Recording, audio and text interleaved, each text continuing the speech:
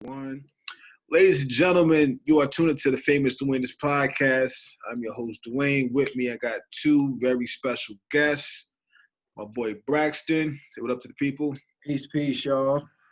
And the very lyrical Wordsmiff. Say what up to the people. Yeah. What's good, man? So, this topic actually was inspired by a story that Braxton had on his Instagram. He was talking about the concept of buying the block and how it's not as simple as, they try to make it seem. So, I know that Wordsmith has definitely been, big on like giving back. Like he's been, doing food drives, clothes drives, all of that, all throughout the city and stuff like that. So that's someone that's like actually like boots on the ground, unlike you other niggas who shall remain nameless. And I just wanted to get y'all two perspectives on what it really takes to kind of put things together. But Braxton, just real quick, just to kind of double back, as far as like the whole concept of buying the block and how it's not as easy as people think it is, you want to just kind of elaborate on that? Yeah, I mean, it's like, so okay, I'll give you an example. So I was in my hometown, Trenton, New Jersey. It was a childhood friend of mine. We were talking about how we had grown up in Trenton and what it was like growing up in Trenton, and how, I mean, Trenton hasn't been a great, safe, whatever place to live, in the last, 40, 50, 60 years, right? I'm not saying it was ever this, Mecca or whatever, but it's had a considerable decline. Heroin's making a resurgence. The gang activity is such that it's not, see, here's an example. I was talking to my homie. I said, when we grew up, it was a gang in Trenton, a really prominent gang called Sex Money Murder. Oh yeah, I know those guys.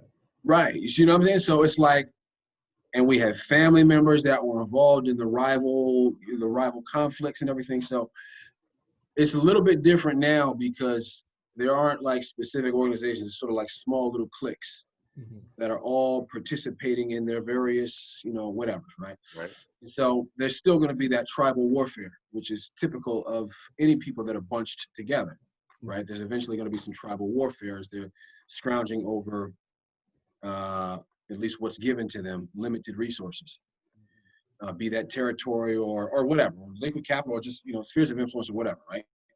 And so we were talking about how that shift had happened, right? And the very power structure, it had not really gone away, but it more so fragmented itself. Right. And so we're thinking, I'll give you an example, right? So I got, some very, very, very, very, very, very close family members that are heavily in the streets. And one of them came over the other day. He was just smoking a little bit, and he brought his crew with him, which I don't care. Kia was with me, and the baby was with him, but it just happened to go into another room. We were talking, and I kind of said, "Can I ask y'all a question?" I said, "Can I ask y'all a political question?" And I was like, "Yeah, what's up?" I said, "I'm from a different era. Like, what are the politics?" But they start to explain these things to me, and saying from that moment on, it kind of taught me. I was like, okay.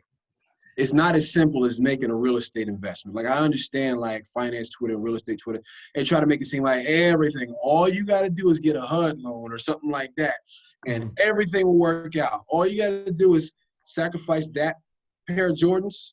And I'm a financial advisor, so I'm all about budgeting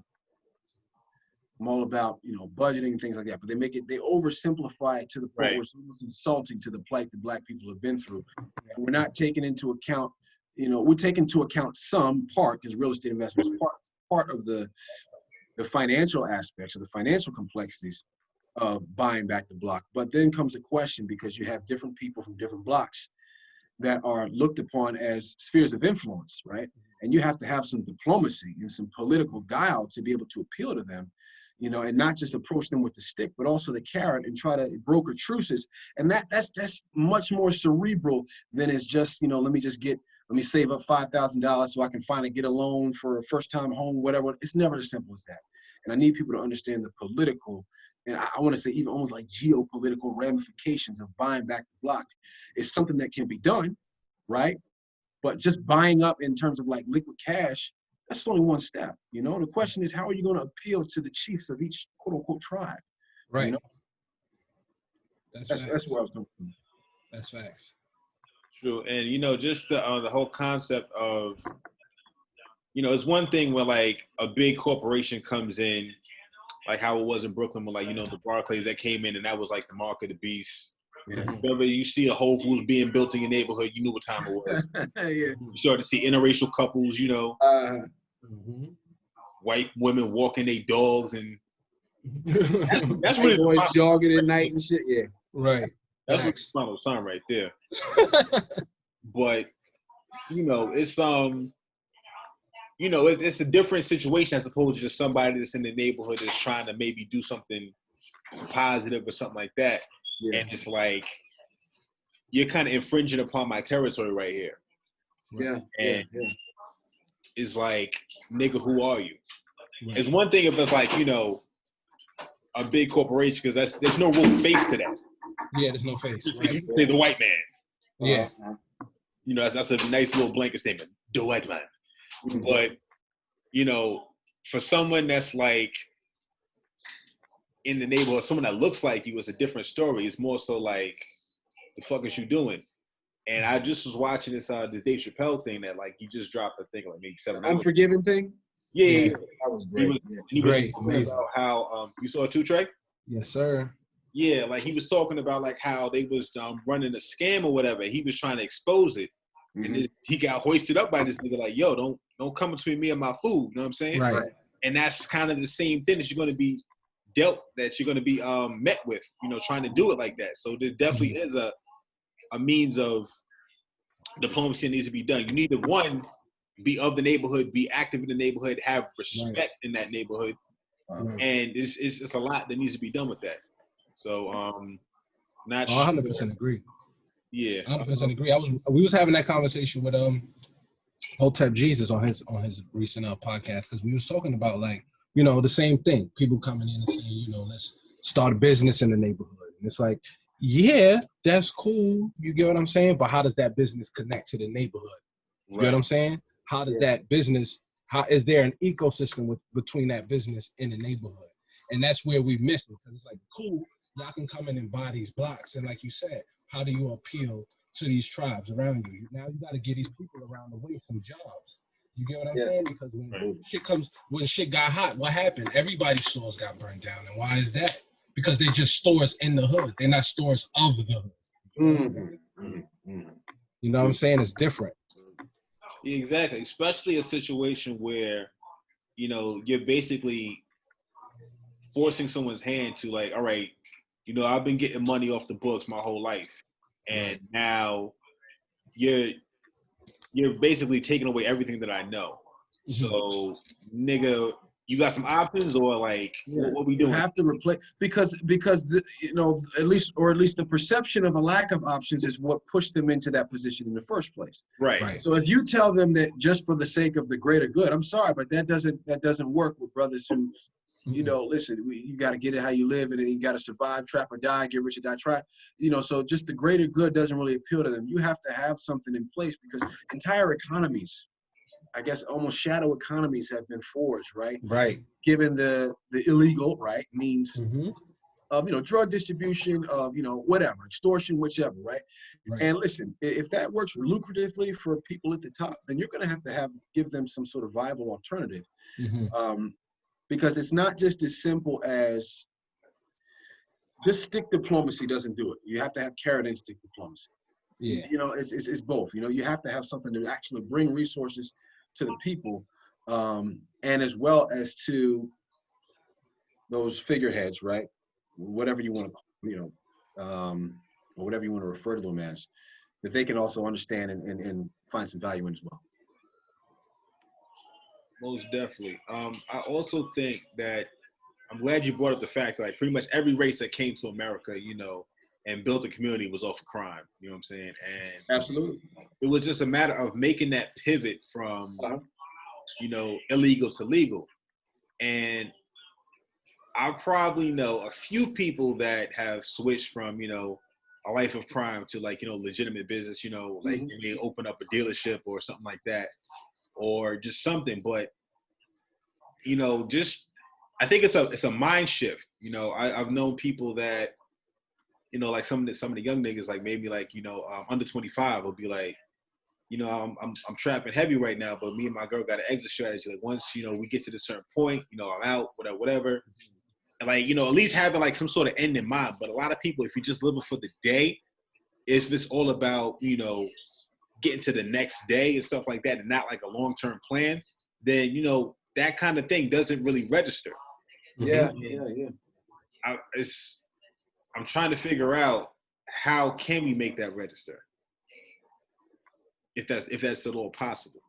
Well, let me just say this, right? So one of my dreams, right, is to help and take a considerable, you know, role or amount of responsibility in turning Trenton into Harlem, right? That's my thing. Like when I think of like a Mecca, like a Black, you know, bastion of culture, and, you know, and maybe I'm, you know, aggrandizing it, you know, a little bit, you know, extra. But obviously, like when you think of Harlem, right, you think of the legends that come from there, right? So my dream is to have Trenton to be somewhat like a tiny version of Harlem, right? Harlem then, not Harlem now, right?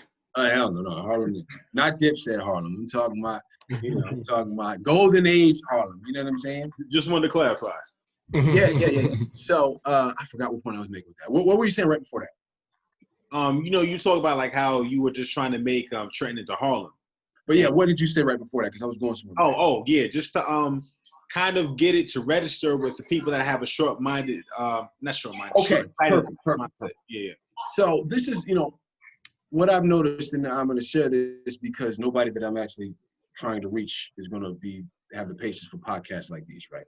Yeah, that's facts. I'm talking about that. You know what I'm saying? So I'm not worried about them seeing this and spoiling my grandmaster scheme or whatever. But, you know, what the ultimate idea of uniting a people, right?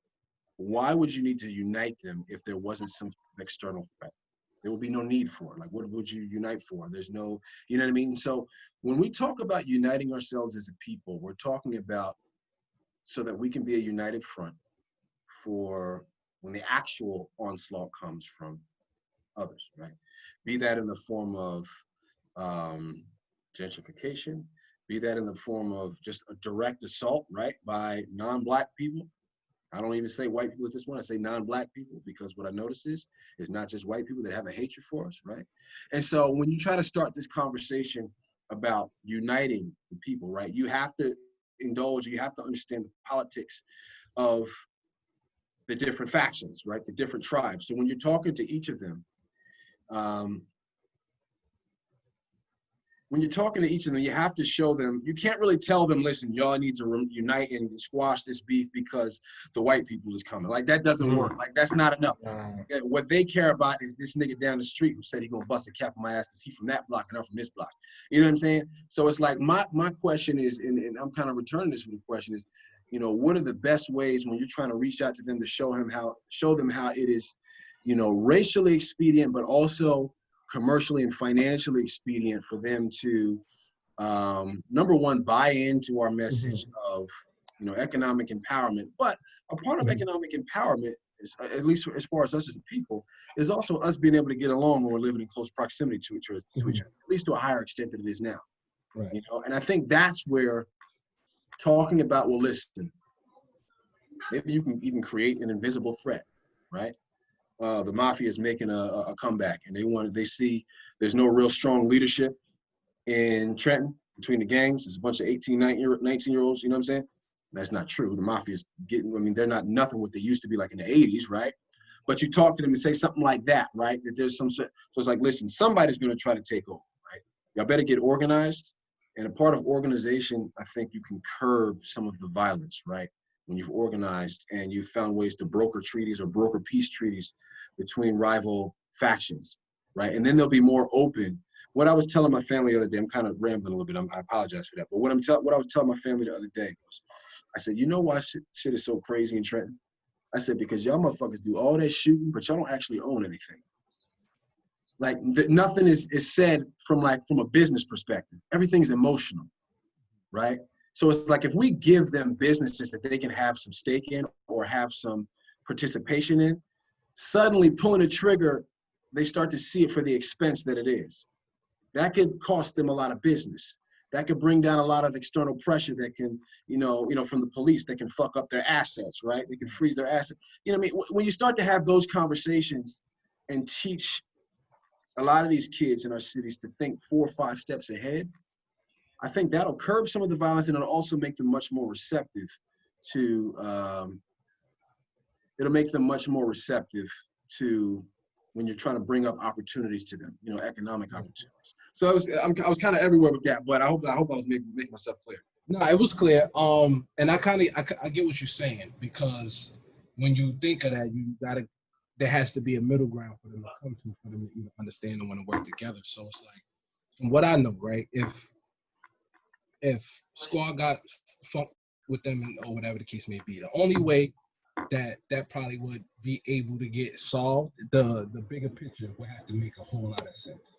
You know what I'm saying? Yeah. That's the first question is going to be the first. I guess the first question it would have to be, and what I'm thinking is this too. Here's the thing: there's not going to be anybody from the outside that can have that conversation, right? Yeah. So, in that, there has to be, some type of rapport for that, even, you know what I'm saying, for them to be like, I see what he's talking about because I know where he's from, and blah, blah, blah. So for me, it's probably not even about appealing to the masses, but finding that one that's ingrained, you get what I'm saying? To then say, yo, bro, what do you need and what do y'all need that we could provide to get y'all to come to this point? And you go to the other side and say the same thing. What do y'all need for us to get to this point? What makes sense for y'all? You get what I'm saying? Because sometimes there's not even a possibility. You feel me? Yeah. You get what I'm saying? Yeah. So if there's not a possibility, what makes sense has to be super high stakes. Yeah. So you got to come with a real game plan. You get what I'm saying? Because at the end of the day, like you said, we're not dealing with shadow economy. We're dealing with a shadow economy. We're talking about millions of dollars that get circulated in the shadow economy. So therefore, whatever we're gonna say, look, if we need y'all to come away from this shadow economy, it gotta make so much sense. It gotta be on that same level of that. You get what I'm saying? Mm-hmm. So it's like, yo, what do they need? You feel me? Like, what do they need? And I think that's the first question. Like, and it's gonna look different for everybody else. You feel what I'm saying? Because sometimes it's homelessness, sometimes it's not getting money, sometimes it's homelessness. You feel what I'm saying? Sometimes you feel me? So it's like you could give them, let's say, money and start a business or whatever the case may be. But if there's no homes in their hood, you know what I mean? Like, what do you do? You know what I'm saying? So now it's like, all right, cool. Now I see for them, you gotta have to build them some homes. That's how we build that rapport. You feel me? Absolutely. So it's gonna be some actual legwork and some actual real life investments that's gonna have to be taken, and it's gonna be you get what I'm saying, like real groundwork. It can't be this one-off thing. It got to be like, nah, we gonna have to, if the problem is homelessness, cool. They got a block of boarded up houses. Let's buy these houses. Let's build them up and do affordable housing or free housing for whatever the case may be. Whatever. You know what I'm saying? They got to make sense like that. 100%. You know what I'm saying? They got to be impactful for them to feel like, yo, there's something different. Because I think I was reading a book called The Game, right? And the main message is the fact that, and the way to beat the game and the way to be good at the game, whatever the case may be, somebody has to see something somebody has to see somebody else do something to know that it's possible, right? So now in this game, like, if somebody's like, okay, I could jump this high, and somebody's like, wait, if he could jump this high, how am I going to do so I can fly? You feel me? So I apply that theory to life. Like, you can't tell people what to do. You got to show them what's possible. You get what I'm saying? Nobody was doing between the legs dunks until they saw Vince Carter do it. You know what I'm saying? So it got to be some actual actionable steps taken and some initiative taken for them to see it. You get what I'm saying? It can't be, yo, what can we do? But no. We got to look, have those conversations, say, what can we do, and be able to do it. You know what I mean? I think we come too much with theory. We can't come too much with theory. You know what I mean? Theory not going to make no sense. Absolutely. So I think you raised a good point. Number one, I think what's at the heart of one of the things that you were saying is that one of the most important things is to ask more questions than we are making prescriptions. Because, and the reason why I say that is because when you say that you talk to these leaders, you say, what actually do you need, right? If you start talking about, I don't know, you can talk about it. Maybe it's one particular aspect. Maybe it's joblessness or something like that. Right. And that's what they need. But you start saying, no, buy the block up. We're just going to buy a bunch of residential houses. That doesn't really, you know what I mean? So it's like you have to, you know, and it's not a one size, to your point, it's not a one size fits all. Right. So that's the first thing, right? The questions that you ask. But also the second thing, which is going back to what Dwayne said about you in the beginning, as far as food drives. So that's one of the biggest ways I can say to get in. What I would say, yes. right? So this is why I say that, right? Because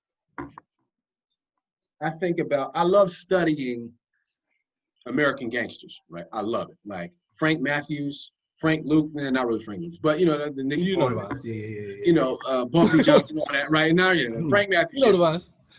So it's like, you know, so I think about Bumpy, right? And they used to call him the mayor of Harlem, like, you know, and mayor of Harlem, Godfather of Harlem, all that shit. And I'm thinking about, you know, this is a dude that was pushing dope in those neighborhoods. I don't know, pushing dope in those neighborhoods, right? In the same city that Malcolm was preaching against that shit, his childhood friend, or his, you know, his friend, right? Yet still the people loved him. And I had to think about that. Oh, wait, he was also doing turkey drives on Thanksgiving.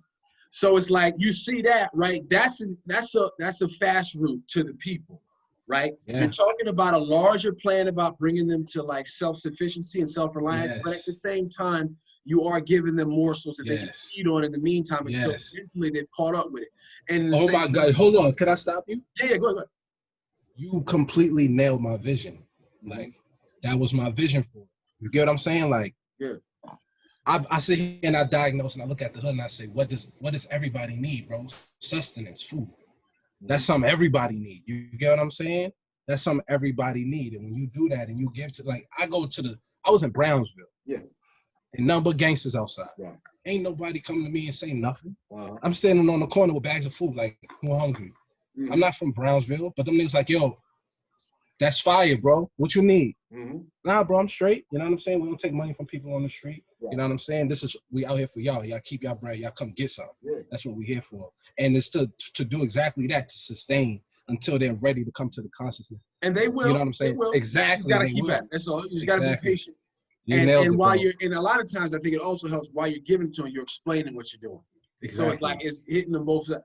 But also to that, what I think would initially be something as well, just in terms of like, when people are in positions of power, even if you're bringing all these good resources to the neighborhood, and you know, after a while, with some people, not with all of them, right? I might say with a select few, even a small percentage, that might be more inclined to say, okay, this person's trying to infringe upon my sphere of influence, right? And I think that's the opportunity where you say, well, listen, I'm not trying to take your spot as the, you know, HNIC, whatever, right?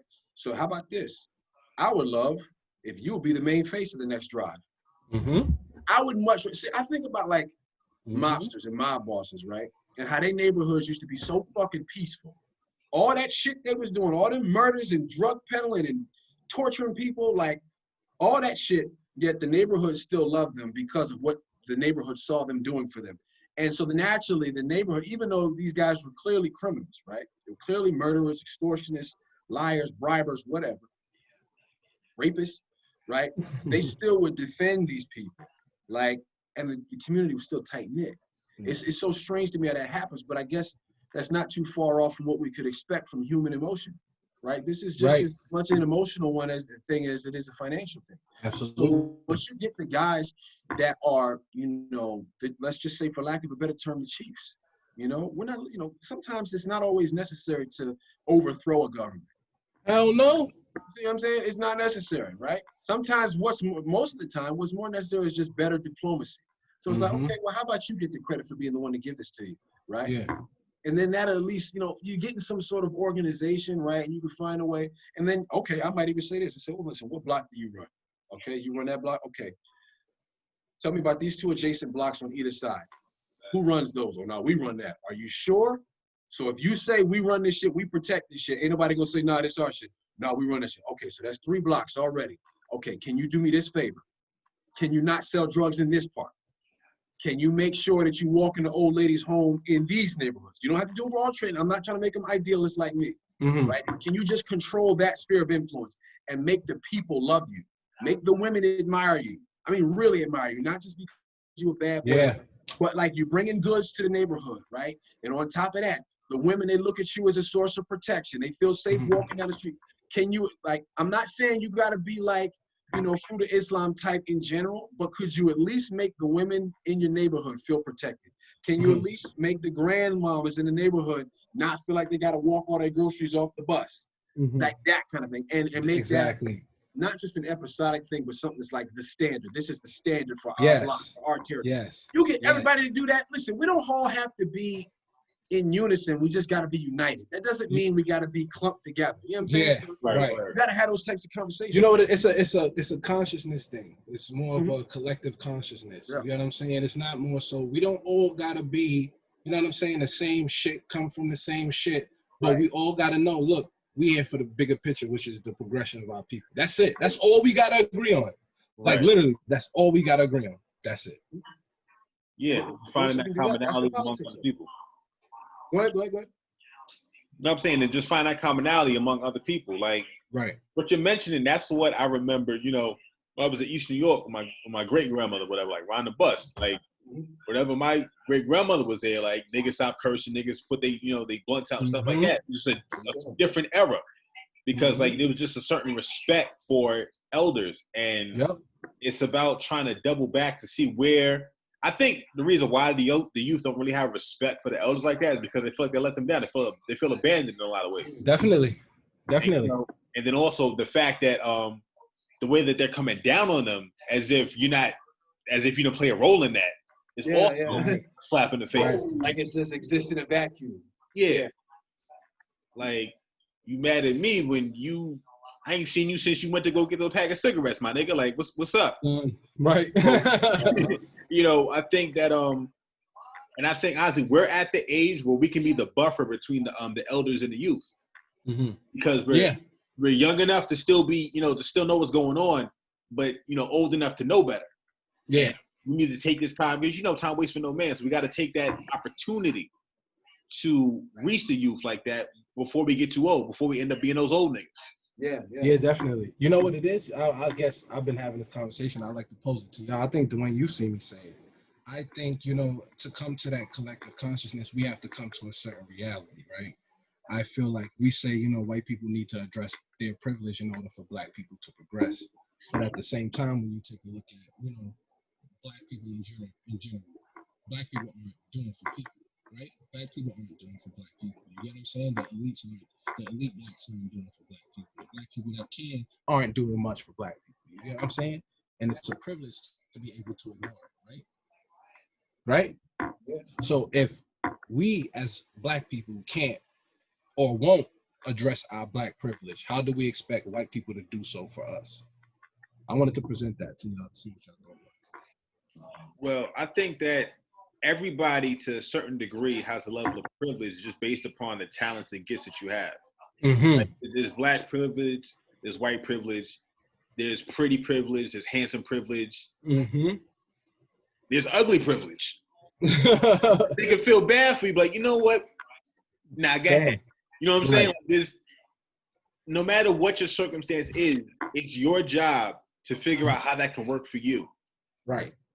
So again, everyone has a privilege. And I think that, you know, this whole concept of privilege has kind of been put on the forefront, especially like white privilege. It's just like, well, I acknowledge my privilege. Like, I'm looking at it as you just saying you better than me. That's like a bonus way of saying you're better than me, as opposed to, you know, you have these strengths, I have these strengths, and together we can potentially, like, you know, build power. Right. So I think that people that are black, that have dark skin privilege, light skin privilege, pretty privilege, ugly privilege, whatever the case may be, we need to realize, like, okay, you have these strengths, I have these weaknesses. Let's come together. Right. Exactly. You know what I'm saying? Exactly. Just have a common goal and just bring it all together. Exactly, because I feel like, you know what I'm saying, those of us that's successful and we do well for ourselves, we kind of take it and, you know, try to progress. Well, we do progress in these, you know what I'm saying, corporate, in media, whatever we're doing to progress, but we don't use those talents to give back to the hood. You get what I'm saying?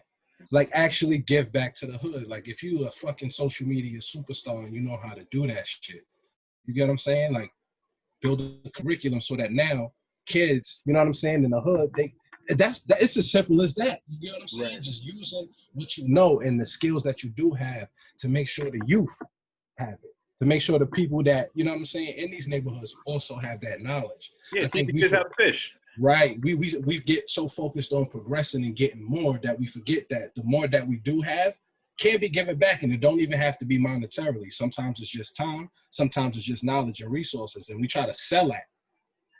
When in fact, you know what I'm saying, it's our duty to give that back. Pay it forward. Yeah. Mm-hmm. Exactly. Something about, it's something about what I can't stand, right? What I can't stand, I hear this a lot, is, see, I was never, before I got into music, I always wanted to make it like a tangible impact, right? In my surroundings, and Trenton is a place that, I grew up and that my family has been in for decades, right? So I always want to make a tangible impact. Now, when I started to rap, I didn't foresee any like wild success, right? I didn't really foresee that just because of my style and what I'm rapping about. That typically is commercial, right? Which I understood coming into it. But what I said, naturally you start to dance around and flirt with the idea, like, what if I really did like make it big? Like, what type of impact would I be to the people? And I already can tell, like, what I hear a lot of times from rappers who made it is they feel like their gift to the hood is being the inspiration that they too can make it out. And that's not like, y'all hear that all the time, right? I feel like my story is like, that's not and the arrogance in that is so repugnant to me. It's so like, it's disgusting to me. I'm like, what the fuck? Like, you know what I mean? And then they I don't know, they want to give, I don't know. It's frustrating to me because it's like they want to play hardcore capitalism when it comes to giving back to the community. It's like, no, motherfucker, pay it forward and use that like a tax write-off or something. I don't know, something. So here's what I was thinking. I had an idea, right? I had an idea. And my shit was, it's like, okay, cool. If we all, like 9 out of 10 times, there is an organization in the hood that's trying to do something for them. Right. You get what I'm saying? 9 out of 10 times, they may be small, but there's usually somebody somewhere. Right. There's not nobody trying to do nothing for the hood. There's usually at least one. Every hood, at least one. Or and more that want to do more. Yeah. Might even say at least 10. You get what I'm saying? It's always somebody. So when you start to do that, reaching out and pulling, how can we come together to do this for the block? You know what I'm saying? That shit starts to spread like wildfire, bro. It starts, and then the idea was this, boom. With these organizations, I'm an artist, right? So I was gonna do it with myself. I'm the first experiment with my idea. So I started Spread Love and I took a break from music. So my goal was to get Spread Love to a point where it has its stamp in New York and it's self-sustainable to where now, boom, I drop my next project and most of my not most, but half of my proceeds will go to my organization, and what I do musically successfully is always going to be tied to this organization. You get what I'm saying? And I think that kind of commitment, like if you're an artist and you from Brownsville, find somebody in Brownsville, boom. Look, if you do this and this and this for the neighborhood, I'll make sure this amount of money is pledged to this organization so that we always have something self-sustainable and running all the time. You get what I'm saying? And if that happens, athletes, rappers, just even the many rappers from the hoods that make their little money from their communities, if we do that, our communities would just look so exponentially better. Because I'm doing the homework. I food drive, I give out 100 bags. That shit don't cost more than $1,000. You know what I'm saying? Just the food itself, the toiletries make it more. You know what I'm saying? So it don't even cost that much to feed a neighborhood. And that's sometimes all you got to do just to make sure we have that sustenance. You know what I mean? And it could be that simple. So everybody can find somebody that's tied to a certain hood, and you'll be able to build that relationship with those neighborhoods where you can now say, like, oh, no, I'm really from the streets. Niggas want to be from there but don't want to get back. It's crazy. That is crazy.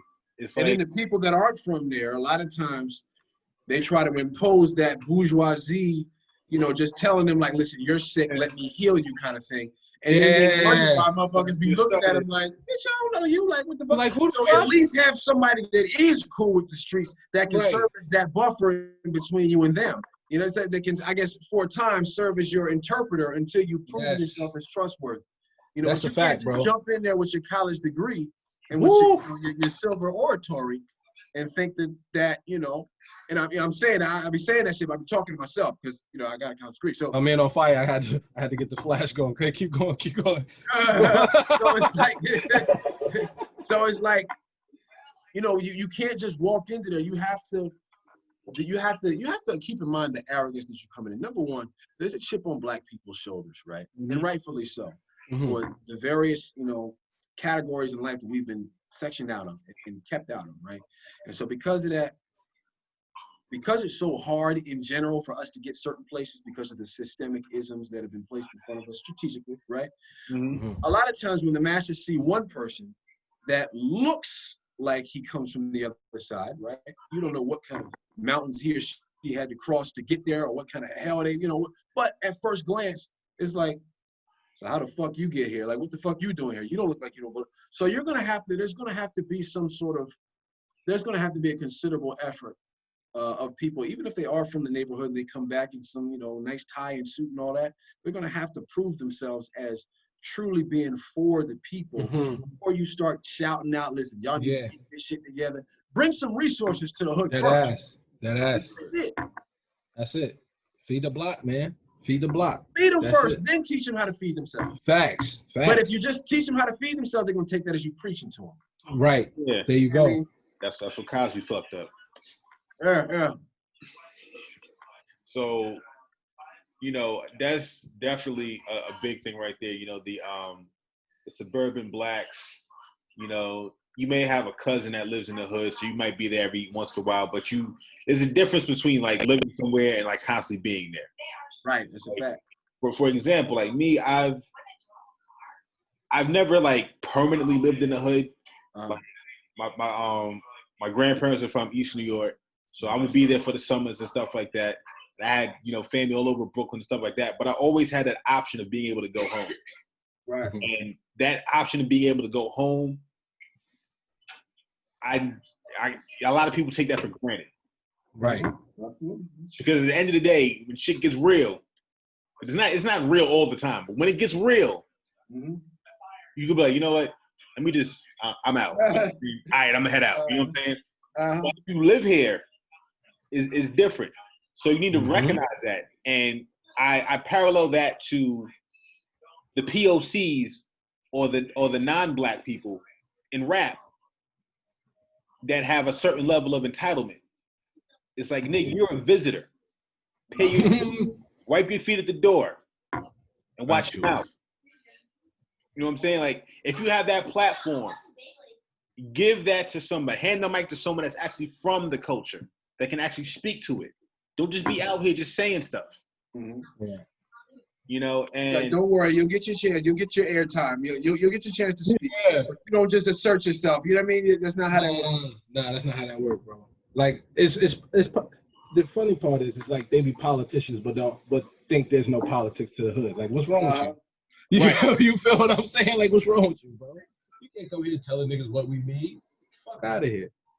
Yeah, and you know, that's actually another thing that I wanted to talk about. Like the and I think it's always been Democrats, if I'm not mistaken. Oh, you know what? This is gonna get real. I'm about to run the bathroom. I'll be back. All right. You'd be Democrats to come to your church and talk about, oh, we need to vote, whatever. And then you know, after the election, you never see them again. And again, these aren't people that you would normally see in the neighborhood. That's not of the neighborhood, not from the neighborhood. They don't speak your language or whatever the case may be. But they're here just to, you know, siphon off your energy, aka your vote, which I think is like a compliance check of, you know, them boys. But you know, that's another story for another day. But you know, that always bothered me. It never sit well with me, that I just feel like you're just preying on those, and it's not genuine. So, you know, I was never because my family's been like real big on, like, you know, go out and vote, whatever. Are you registered? Because I just moved to Georgia, and it's just like, did you register? Whatever. And I'm just like, I got more important things to do. And honestly, like the stuff that people expect us to be able to gain from voting and politicians, we can do our damn selves. And if we do it ourselves, you don't have to worry about the strings attached for these, these suits that are, pandering for our votes. Yep.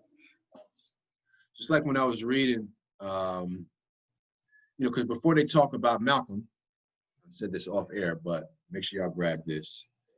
While the Dead Are Rising, The Life of Malcolm X is by Les Payne. Oh, shit. But prior to them talking about Malcolm, obviously they're going to talk about his parents, Earl and Louise, and then before that, they're going to talk about their close friend, Marcus Garvey. And when they talk about Marcus Garvey, they talk about the UNIA as it was instigated, right, against the NAACP. Now, if you ask me which movement is better for the psychology of Black people, it's clearly the UNIA. And I'm not just saying that, fucking Black right there, but it's like, it's from its roots, Black. It's homegrown, right? So you know where it's coming from. There's no foreign additives in that shit, no preservatives, nothing. It's straight Black, right? Straight out of Jamaica, went from Jamaica to Cleveland, Harlem, and all of it. I mean, it's Black. It's the staff is Black. Everybody, and you know that it says boldly that its interests are Black interests, Black political and economic and cultural interests, right? Whereas on the other hand, you had the NAACP, which had a couple Black frontmen, but like what, 80, 90% of the founders and the administrative staff was white, many of them European Jews, right? So it's like, how can you possibly expect someone to have your best interest at hand when the main brains behind the operation are not even Black? They're not even Black-minded, right? And so to your point about the Democrats coming into the Black churches, first of all, Black churches are liquid money, right? Because, I mean, think about it this way, right? They give to a church just because a book tells them that they have to give a certain percentage and that a certain, percentage has to be given to the leader as well, right? So, I mean, it is what it is, right? So because of that, I think Democrats, they can afford to be a pariah because there's no consequence for not being one. There's no consequence for being one. You go there, you simply tell them, listen, you're Black, we're Democrat. We had Lyndon B. Johnson. So take it on faith that we're going to look out for y'all, right? And it works every stinking time, right? Even though this Democratic plantation is not one that's run by Black people. Nah, you're on point, bro. That's all facts. So my suggestion or my theory as to what would help is that we became the de facto, or not we, right? Well, maybe if we're up for it, right? But for the people who are already well known in the community, for them to be the de facto local politicians. We always say, let's focus on local politics. Okay, cool.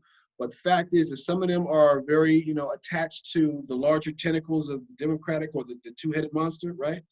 That maybe, sometimes those types of local politicians, those de jure local politicians aren't the best ones.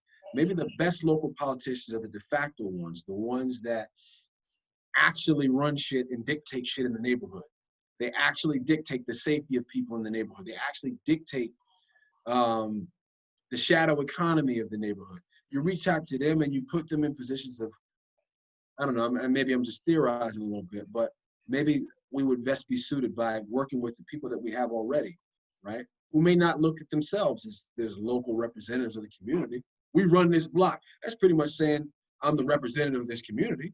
So let's just reach out to them, I would think.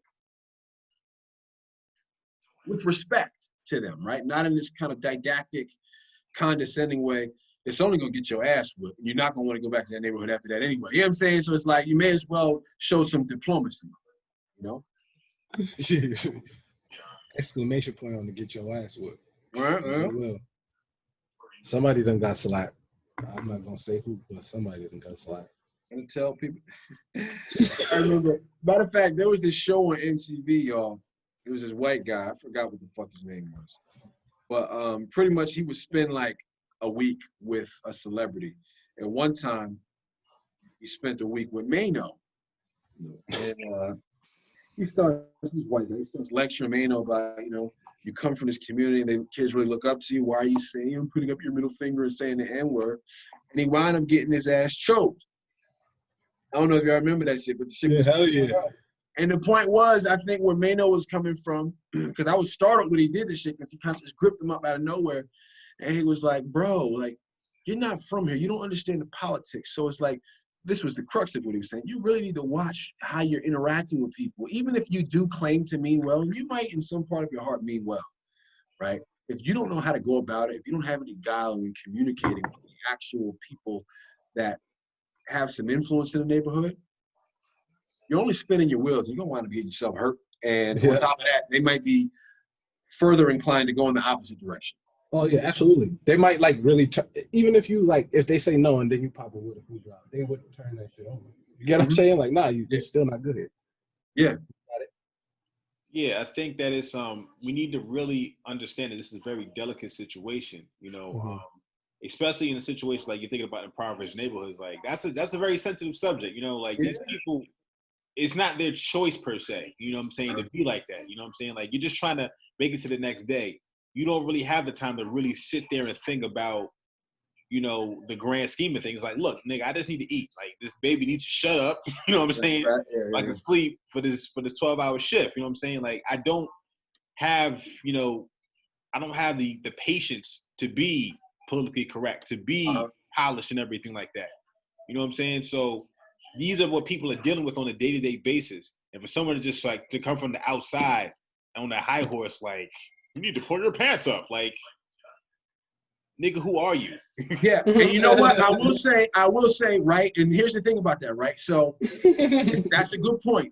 Yeah. But again, I just got finished reading this book, right? I keep doing this commercial, right? It's 540 pages, right? Of just pure like genius. And they talk about the formation of the Nation of Islam, right? Now, much of their culture was like a culture shock to Black people, right? Before their, at the temple meetings, right? They would play no music. The American Black church, all we do is the preachers sing while they're preaching, right? So everything is like antithetical, not antithetical, but it's the opposite of what we would expect, right? You got these dudes that are standing upright. They ain't got no little, walking, little slide, and they walk, slick walk, what up, daddy? Yo, they're not talking like that. They're speaking up, standing upright. So a lot of the ways there was a little bit of a disconnect, right? Mm-hmm. Because you got these guys and they became the suits, right? Now, what bridged that disconnect? Well, it was a couple things, right? Number one, even though they dressed up and carried themselves a certain way, they appealed to the people. They said, number one, I'm from here, and I'm proud of being from here, and I am one of you, right? Let me tell you some of the ways, and let me give you some context as to why you're in the position that you're in. And the kicker is to let people understand that it's not always their fault, right? It is possible to get out of poverty, right? But it's really hard when you're born into it. That's the point. It's really hard, right? And so because of that, you can much more easily, when you can level with people on an emotional level, right? That will help to bridge the gap, because you're seeking to understand, or you've already proven that you understand. One of Malcolm's greatest rhetorical devices when he was speaking to people in Harlem and Boston and New Haven, he says, listen, I am one of you, right? I did all that. I've been there. I spent 8 years in prison. Like, we didn't spend a whole 8 years, but, I did that. I sold drugs. I pimped chicks. I was on drugs. I did heroin and cocaine. I did that. Like, I've been there. Once you can have that, or some semblance of that people can say, okay, he's not that different. It's just how he looks, right? Mm-hmm. And then after that, on top of that, the nation, they had restaurants, right? They were giving the people food. I mean, healthy, edifying food, right? Once you're giving them a program that, helps the men to give some semblance of worth, right? And strength and masculinity, right? You're increasing and make you feel, how many times have you heard people say Malcolm made them proud to be a man? Right? For the first time, a Black man, right? So it's like, when you can have that, you can be as clean shaven, standing upright, suit wearing, all you want. But if you're talking to people's language and giving them the resources, while teaching them within this overall secular program, secular being a key thing, secular program, as to how they can empower themselves individually and then as a community. Oh, please. Nobody gives a shit what kind of shit, if you're wearing a suit or not. Bring the goods. Mm-hmm. Bring the goods and talk that shit. And they don't give a fuck what you wearing. You feed the people. Cannot lead Yep. until you feed the people. Absolutely. They don't care about, you telling them how they can get a real estate. They care about it. But that's not going to go nearly as far as giving them something to hold them over in the meantime. You know what it is, bro? Yeah. Because I think Kwame Ture just says it perfectly. The only way to solve poverty is to give people money. We want to do everything but give people shit. Like, just so you go and you teach somebody real estate, they still need the capital to be able to purchase property, to be able to sell it, whatever the case may be. So it's like, all of these classes and shit y'all want to do, it doesn't make sense because they don't have the capital to do it. I tell them to invest, and it's like they living on a day-to-day basis. They can't take that $20 and put it in no stock they don't even see every day, where they don't know if they're gonna have enough food for tomorrow. So you got to understand, if you want people to get in the stocks, if you want black people to get in the black businesses, you have to give them the money to do it. Absolutely. The capital, the resources. You get what I'm saying? And it's just that simple. I don't think nobody's gonna do it for us. I think black people are gonna have to do it for ourselves. But still, man, it's just, we can't keep going in this cycle. Like, we could teach them people. You got to give the hood what the hood needs, and that's just it. You can do both in tandem. That's what I'm trying to tell people. Like, it doesn't have to be, you got to learn to stand on your own. You don't help them at all, or you just, enable them. And, it's never that cut and dry. You got to do both of them in tandem, and that's how you can actually keep them looking forward while also giving them the strength to muster on. Because I can tell you right now, if you're telling them how to flip a house, they're going to go to 1-2 workshops. After they get out of, after they get the phone hung up on them, doing some cold calling after like 10,000, like, yeah, no, this ain't for me. And who could blame them? Because it's like, I need food now. You know what I'm saying? I'll give you an example, right? So I'm reading this book. This book is a new book I'm on now, right? It's called The Power Broker, right? And it's on some dude named Robert Moses. And it's about pretty much how he wound up taking over New York. He was born into a European Jewish family, right? Didn't come from crazy money, but they had a little something, right? And so what you're noticing in, like, what part of New York was this? Some part of New York. Long Island, because they got the Robert Moses Parkway. Okay, could be. All right. So I forgot which part of what I was a little high when I was reading, but in this first part, right? These German Jews, they would see these Russian Jews, these new immigrant Russian Jews that were coming into the New York area. Now, the German Jews, they were looked upon as like, the very civil, poised, sophisticated, develop our own communities type of Jews, right? And what they started to do, they started to refer to the Russians that came over, right? The names in Nowosky and Lowaski, whatever, as kikes, right? And they were really ashamed of these Russian Jews because they felt like they gave Jews a bad name because they, that's how people, you see one person, they stereotype the whole group, right? So what they start to do is, again, this is a little bit of condescension, right? They would, the solution many German Jews felt was to make the shabby immigrants, quote unquote, respectable, to clean them up, dust them off, teach them how to act like Americans. For this reason, the early settlement houses, while working tirelessly to give the newcomers a better life, providing free lodging, meals, and medical care. Also emphasize lectures on manners, morals, dangers of socialism, blah, blah, blah. So I'm not saying we have to teach black people to be human. That's not what I'm saying. What I am saying is, you see how German Jews did the same thing. They gave them the actual resources while also teaching them the larger picture, right? So what we can do is, to your point, Wordsmiff, right? When we're giving these resources, right? When it comes to providing housing, healthcare, when it comes to providing food, right? And employment opportunities, and actually providing these resources, we can also educate them in terms of how to create this self-sufficient selves as well as the self-sufficient communities and families. You can do both at the same time, is my point. I mean, and it's been done. And if they can do it, I don't doubt that we can do it for 1 second. Yeah, I think it's a matter of the blacks that have, or at least they may not have a lot, but they may have like a decent amount. Yeah. About not being stingy. I think a lot of times people they hit their first lick, and like the first chance they get to like leave the hood and alienate themselves from, you know, certain people, they do it, because we just been raised in this individualistic society, and a lot of times your circumstance will make you selfish. You know what I'm saying? It's like, look, I got to get out for me. Like, I can't bring everybody with me. And that's true to an extent. But at the same time, you need to understand where you come from, where your roots are. So, you know, you have to have that sense of community. Otherwise, you know, when it all falls down, when the people in your in the new neighborhood you moved into start looking at you funny because you're only the darkest person on the block. It's kind of frustrating because, you know, while obviously in America there are these ideals of individualism and pull yourself up by your own bootstraps, the only people who believe in that are Black people. Everybody else practices group economics, even the white people that don't want to admit it. And I did this all by the sweat of my brow, right? It just, everybody else practices some semblance of group economics, except us, we like gotta get it on my own, and once I make it out, me making it out is enough inspiration for somebody else to make it out. And that, what we don't understand is that drives us to progress almost laughably slow. Right. I mean, it stagnates progress. I mean, such a, you know, they say if you want to go far, or if you want to go fast, go alone. If you want to go far, go together. I might even say if you want to go fast and far, go together. Because you just work in such, from a collective standpoint. You know what I'm saying? And I feel like we don't do that nearly as much. I definitely think we talk the loudest about it.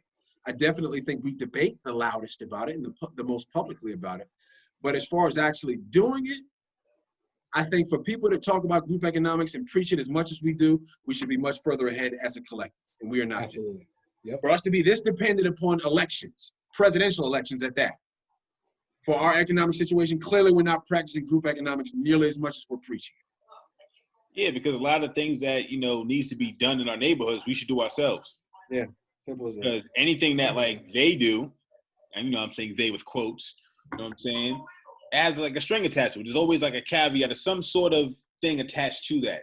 You know what I'm saying? Some like sort of contingency, yeah. So it's better off that we do that for ourselves. And honestly, if we do it for ourselves and our community, it comes from a genuine place.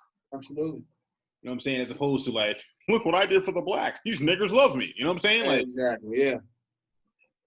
Yeah. And it has to be this.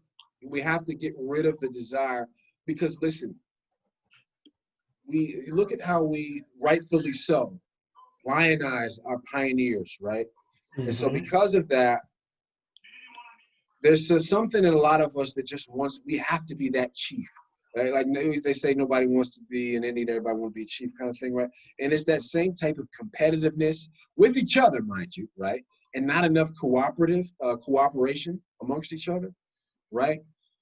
We don't think of competing as a collective. We think of competing internally and trying to cooperate once we've gotten it. So we want to cooperate with everybody else once we make it out, right? Once we're that crab that is, you know, finally managed to get out. It's like, you know, then after that, you know, we give these symbolic victories to our people after that. Meanwhile, we want all these, you know, tangible, you know, means of cooperation from non-Black people. And it's like, we gotta keep the standard. We have to up the standards for what we expect from each other and what we expect to give to each other. Because that's a big thing. Well, most definitely. Like, you know, everybody can't be the Beyonce activism. Like, you gotta like understand that, like, you know, this isn't your gift. You can't hit that note. You know what I'm saying? You, my nigga, you were an alto. Relax. Stay. Yeah, you 100% right. People want to they want clout off of doing work for the community, and I'm not sure why that's a thing. It's like just you know how ladies say, you know what I'm saying, men want credit for cheating. That's what you for not cheating. That's what you're supposed to do. It's like, my man, right. Like that's not. This ain't no fucking. You don't get. I don't accept the pats on the back for what I do for my work. It's like, don't pat me on the back. Do it. You do it now. Yeah. Right. I'd much rather that. Don't give me no credit. You go do that shit. You know what I'm saying? It's not about credit. It's about doing for our people, my nigga. And we just got to get to that point. Paying it forward is the bare minimum. Right. The bare minimum. Exactly.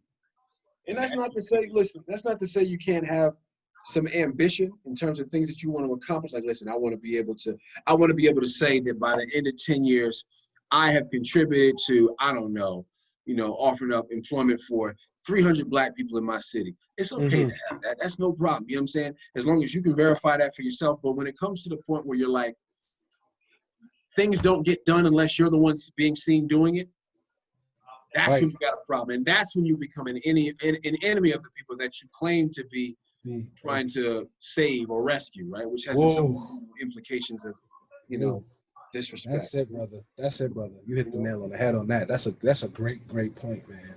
That's a great point.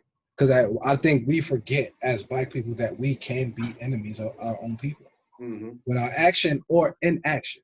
Yeah. And we think that we have the privilege to be inactive, and that is the furthest from the truth. That's the furthest from the truth, bro.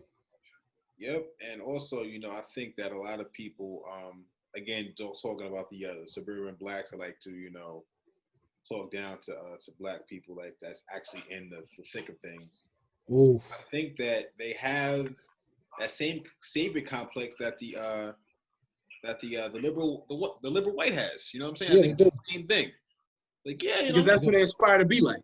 Yeah, exactly. Yeah. Like that's exactly. Again, see, I fuck with this. I gotta follow you on everything, my nigga.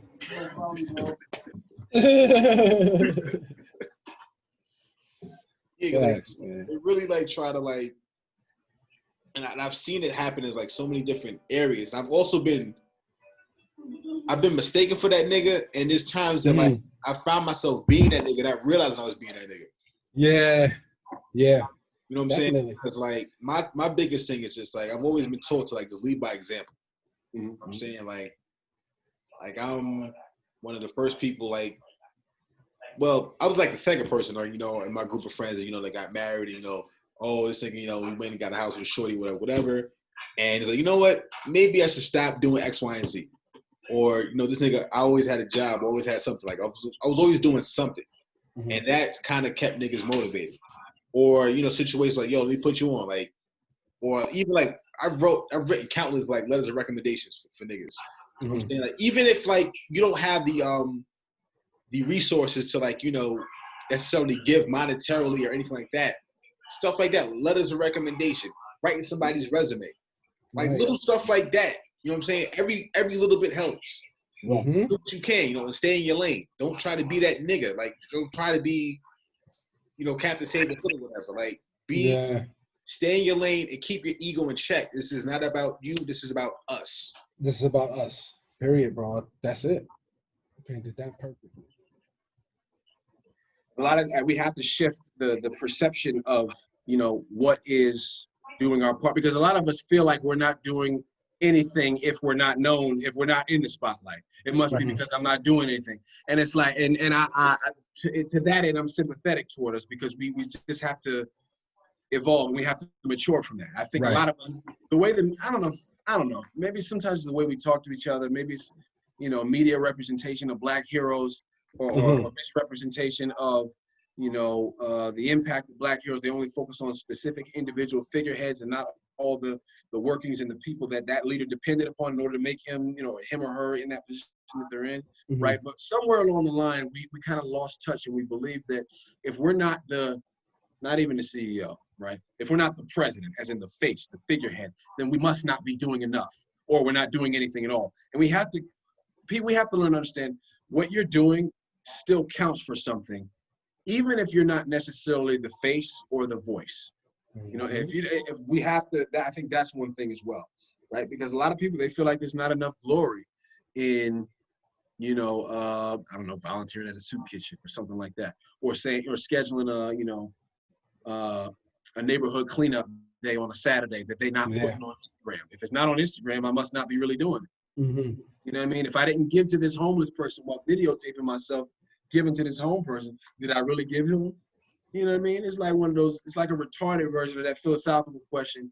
If a tree gets chopped down and nobody's running to hear it, does it really happen? You know what I'm saying? Does it make a sound, right? It's kind of like a version of that. If the world doesn't see me doing this, am I really doing this? So once we mature our definition of what it means to really pay it forward to the community, There's going to be people who gain some media attention in the spotlight. That's just going to happen. That's never going to change. But that should not be an end goal, or that should not be, the main or primary signifier as to what someone's doing or the worth of what someone's doing. Just to piggyback off that real quick, like also we need to, the people that are, they do have that platform, that are the face. We need to make sure that we're thanking the people behind the scenes. Absolutely. Make them feel appreciated. That's another reason why people want to be seen, because like, at least if you see me, this is me. You know what I'm saying? As opposed to a lot of people behind the scenes that like they don't get that credit, they don't get acknowledgement publicly. Like that helps. That's a level of validation that helps them, remind them what they're in it for. You know what it is too? There's that human aspect of it. Like if I amplify this person, then it makes me look like I'm not doing anything. You get what I'm saying? Naturally, a lot of people, like they'll stray away from being super supportive of it because of that. You get what I'm saying? So you have to come to terms with the fact that it's a lonely road for the most part. It's a very lonely road, and it's not glamorous. It's not, you know what I'm saying? It's not super. It's not cool in what we picture. You know what I'm saying? Life to be, but we was lied to. Right. You know what I'm saying? We've been lied to, and at this point, it's like it's either we save ourselves or our children are going to pay the price. Big facts. Big facts. All right, so we're about to wrap it up. I just want to go through the final points. Like, if you could just say anything. If somebody was just, half listening, and this is the part where they just want to pay attention, what would you say? I'll start with you, Smith. I'm gonna say this, man. If you want white people to check their privilege, my brother, you need to check yours and get involved in the community. I'm speaking directly to the brothers because we're supposed to be the warriors, protectors, and providers. So therefore, we have to play our roles. And if we're not playing our roles, then we need to stop claiming that man title. Word. Braxton. I would say we have to get organized as a people in terms of how we govern our own politics. Not necessarily politics as far as being in the mayoral office or whatever or anything like that, right?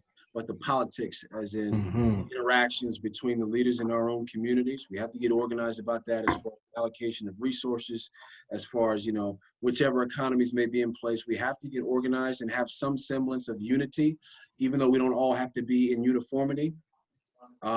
Because ultimately, right, let alone the fact that, we need to be taking care of each other. Ultimately, there are people that are coming for us that are not us. They see us as a scattered, loose federation of tribes. They're going to see how easily conquerable we are. Just like the people who came from those private European shipping companies that will come on the shores in Africa, and they would see different tribes, and they would see what they saw was fragmented and disunity, right? That was what they saw, right? And so because of that, they looked upon us as vulnerable. So we have to either unite because there's an enemy that's coming, and it's not really something that's like just something to spook people out anymore. It's kind of just like right in our face. And if this isn't proof enough, we're in big trouble. So we need to reunite and get organized. I love it. Big facts. If you wasn't paying attention this whole time, shame on you. But if you are now, you know what I'm saying, I want to say this. It is on us to save us. And we need to realize that we need to shake that whole concept of having this white savior, or we could just vote our problems away. We could just do whatever. Like, no, it's on us as a people to grab our own nuts and handle what we can handle. You know what I'm saying? As far as the men, we need to understand how we react, how we interact with each other. We need to have knowledge of self. We need to have respect for ourselves. And then at that point, that can translate to our brothers. Once it translates among our brothers, that'll translate among our sisters. You know what I'm saying? We treat, not me, but, there's just a certain level of disrespect between men and women that's just super unacceptable. And maybe the white people and whatever else, maybe they have some situation, but we're not talking about them right now. That's not our problem. This is our problem is here. We need to worry about what's going on in the home. We get our house in order before we start pointing fingers at other people. In fact, people are pointing fingers at other people to take away from the fact that our house is a mess. You know what I'm saying? Like, yeah, your cat is stuck in the tree, but my house is on fire. Like, let's prioritize it. So we need to do that. We need to organize. We need to realize that all we got is us. Like, no person in the suit is gonna do anything for us. And if they do something for us, it's gonna have something attached with it. You know what I'm saying? There's always a catch. Yep. Every single time. Yeah. So we need to definitely keep our head on the swivel and just organize and not let our egos get involved, because it's bigger than us. And I think that's the biggest thing there, is like realizing that this is bigger than us. This isn't just about me. This isn't just about my name. This is just about my face. This is just about the groupies that come with that, which is goofy. You know what I'm saying? You over here getting activist tang. Like, come on. You know what I'm saying? Tighten up. You know what I'm saying? Every day. Legacy. This is about our grandkids not having to struggle. Yep. But still knowing where we came from, so they're not uppity, bougie, brunch boots wearing blacks. You know what I'm saying? Like, we need to have that balance. You know what I'm saying? And we need to be the examples, because that's the first thing we need to do, is just be the example. Once you be the example, we make being positive, being a leader, we make that sexy. You know what I'm saying? We make that popping, then like the rest is history. You know what I'm saying? It'll catch on like wildfire. So it's on us, the influencers, the ones that, are in between, the elders and the youth, to bridge that gap and to be that example. Like, look, we can do this, we can do that. Let's come together. Let's make this happen. Let's do better for ourselves. Smith, they want to find you. Where can they find you at? Man, you can follow me at Haters Ball Show on Twitter. HATERS Ball Show on Twitter. Instagram, Wordsmiff Music, man. Wordsmiff Music. All right, Braxton. I was looking at. I see. All right. You can find. I forgot what I changed my name to. House of Braxton. HOUSEOFBRAXTON. House of Braxton. Check me out, y'all. And you can find me where you found me at. Make sure you like, subscribe, cancel me. It is what it is. Thank y'all for showing up. This is definitely a very productive conversation, and I would say one of many. Definitely. Brother, please.